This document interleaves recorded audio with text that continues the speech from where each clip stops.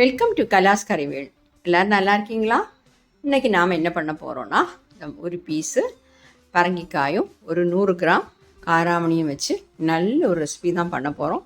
நல்ல டேஸ்ட்டாக இருக்கும். சாதத்து கூட சாப்பிட்றதுக்கு ரொம்ப நல்ல அருமையாக இருக்கும். அந்த ஒரு கூட்டு மட்டும் போதும் நம்மளுக்கு சாப்பாட்டுக்கு. கட்டாயம் நீங்கள் ட்ரை பண்ணி பாருங்கள்.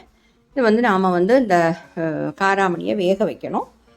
முதல்ல நாம் அந்த குக்கரில் கொஞ்சம் காராமணியை போட்டு தண்ணியை விட்டு அது முங்குற அளவுக்கு தண்ணி சேர்த்து வேக வச்சிடலாம். இது நீங்கள் ஊற வச்ச காராமணின்னா நீங்கள் ஒரு விசில் வந்தால் கூட போதும். இது நாம் இப்போ ஊற வைக்கலை, அதனால் ஒரு 3 விசில் வச்சுக்கலாம். இந்த மாதிரி தண்ணி சேர்த்து. ஓகே,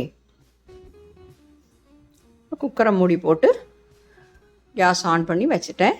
3 விசில் வரட்டும். அந்த டைமில் நாம் இப்போது இந்த பரங்கிக்காயை சின்ன பீசஸாக கட் பண்ணி எடுத்துடலாம்.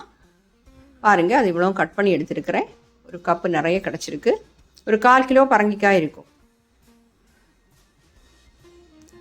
இருக்கட்டும். அதுக்காக கொஞ்சம் தேங்காய் அரைச்சி எடுத்துக்கணும். நாம் ஒரு 1/2 கப்பு துருவின தேங்காய் எடுத்துருக்கிறேன். ஒரு கை நிறையா அப்படி எடுத்துக்கோங்க. ஒரு 4 சின்ன வெங்காயம், 4 பல் பூண்டு, ஒரு பச்சை மிளகாய், ஒரு 1/2 டீஸ்பூன் சீரகம், கொஞ்சம் மஞ்சத்தூள், 1/2 டீஸ்பூன் மஞ்சத்தூள். ஓகே, இதெல்லாமா நாம் அரைச்சி எடுத்துடலாம். இப்போ பாருங்கள், நம்ம காராமணி நல்லா வெந்துடுச்சு.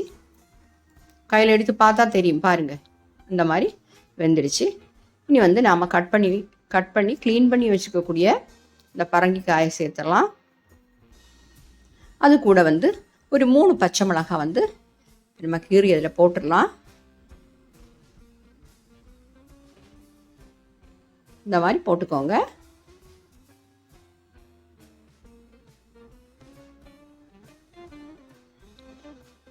கொஞ்சமாக உப்பு சேர்க்குறேன்.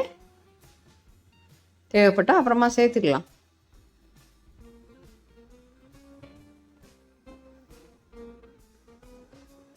இது கூட நாம் இப்போ கொஞ்சம் தண்ணி சேர்த்துடலாம். நீங்கள் காராமணி வேக வைக்கும்போது நிறைய தண்ணி இருந்தால் நீங்கள் பார்த்து சேர்த்துக்கோங்க. இந்த மாதிரி இந்த பரங்கிக்காய் கொஞ்சம் முங்குற அளவுக்கு தண்ணி இருந்தால் போதும். பாருங்கள், இந்த மாதிரி நீங்கள் தண்ணி சேர்த்துக்கிட்டா போதும்.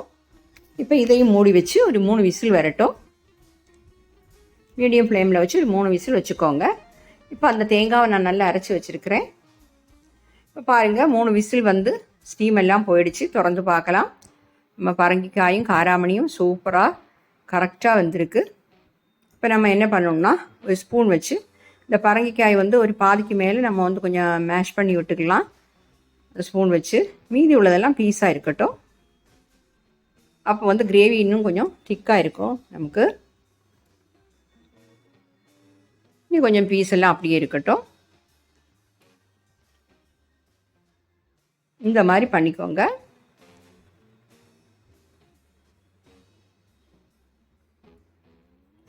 பாருங்கள், கரெக்டாக ஆயிடுச்சு. இது கூட நாம் இப்போ அரைச்சி வச்சுக்கக்கூடிய இந்த தேங்காய் விழுது சேர்த்துடலாம். தேங்காய் விழுது நம்ம சேர்த்ததுக்கப்புறம் நிறைய நேரம் கொதிக்க விடக்கூடாது. கொஞ்சம் சூடு பண்ணி தான் எடுக்கணும். அது கூட கொஞ்சமாக தண்ணி சேர்த்துக்கலாம். இது இனியும் திக்காகும். பாருங்கள், இந்த மாதிரி கன்சிஸ்டன்சியில் இருக்குது. கொஞ்சம் கூட தண்ணி சேர்க்குறேன். சாதத்தில் பிணைஞ்சு சாப்பிட்றதுக்கு இன்னும் கொஞ்சம் இப்படி இருந்தால் தானே நல்லாயிருக்கும்.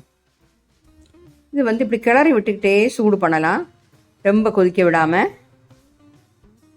சால்ட் செக் பண்ணிக்கோங்க, வேணால் சேர்த்துக்கலாம்.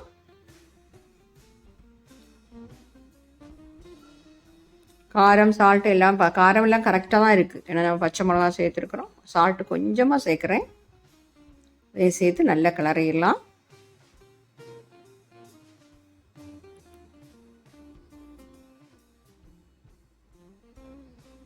கொதிக்கட்டும், ரொம்ப கொதிக்க விட்டுறாதீங்க. இப்போ ஸ்டவ் ஆன் பண்ணி இப்படி கிளறி விட்டுட்டே நல்லா சூடு பண்ணி எடுத்துடலாம். பாருங்கள், இந்த மாதிரி கொதிக்க தொடங்கின உடனே நம்ம கிளறி விட்டு எல்லாத்தையுமா நல்லா சூடு பண்ணி ஃப்ளேம் ஆஃப் பண்ணிட வேண்டியதுதான். இனி இதுக்கு நாம் தாளித்து கொட்டணும்.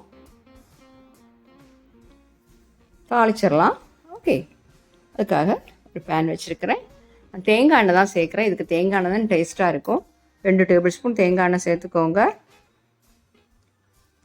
சூடாகட்டும்.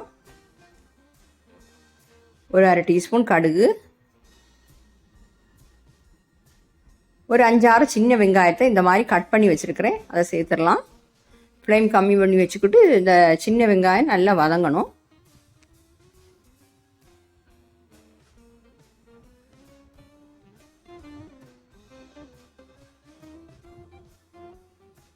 பாருங்கள், வெங்காயம் வதங்கிடுச்சு.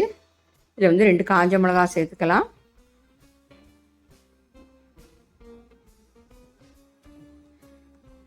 காஞ்ச மிளகா சேர்த்துட்டு கொஞ்சம் கருவேப்பிலையும் சேர்க்கணும். அதையும் சேர்த்து நல்லா வதக்கிடலாம்.